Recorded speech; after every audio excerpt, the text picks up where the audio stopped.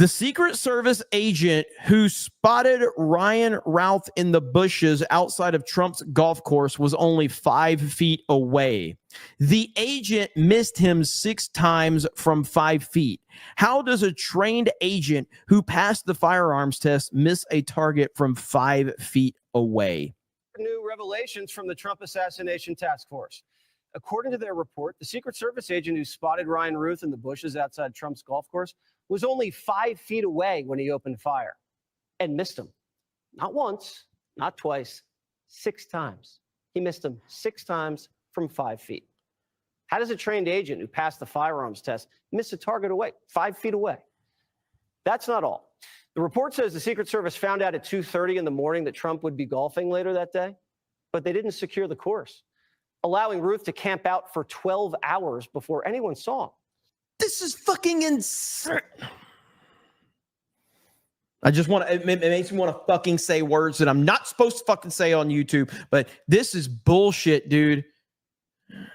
Meanwhile, Routh appeared in federal court this morning and his legal team signaling they're going to go with the insanity defense. How convenient. Routh's public defender said he has had multiple meetings with a mental health expert while in jail, and the witnesses who saw him before the arrest say he was hallucinating and delusional. Of course. Prosecutors also revealed that Routh has been doing a lot more writing behind bars than initially reported. Routh has written nearly 40 letters to news outlets in an attempt to persuade them that he's an honorable guy, but they were intercepted before they reached their targets.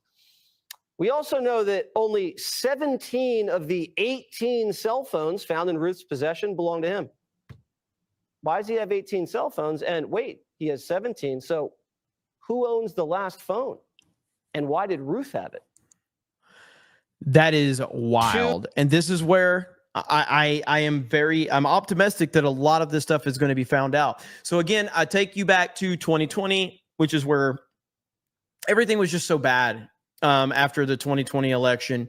And we all watched it play out. And this whole thing that happened, and then we moved into January, and January 6th happened, and then they took Trump down off of social media, and they took him down off of all these platforms, and then they got rid of Parler. If you remember when Parler was blowing up, that was a huge kind of thing where when Parler was blowing up, and everybody's like, okay, this is the place where everybody's going to go, and we can talk and have conversations, and they shut Parler down. And of course, don't forget, that was Jeff Bezos. That was Amazon. I know Jeff Bezos is trying to play the I'm going to work with the Trump administration bullshit. That was Jeff Bezos. Don't forget that. Absolutely was him. So obviously when we were at that point in time, it felt like, man, we're not going to be able to recover from this. They took Trump down on social media. Like, if they can take Trump down, they can take anybody down. Now, obviously, we're here in 2024, moving into 2025, and we're in a much better place than we were. And right now, with Trump in the position he's in, with the momentum that he has, and he has to, like, I know that he doesn't want to take retribution in a lot of aspects.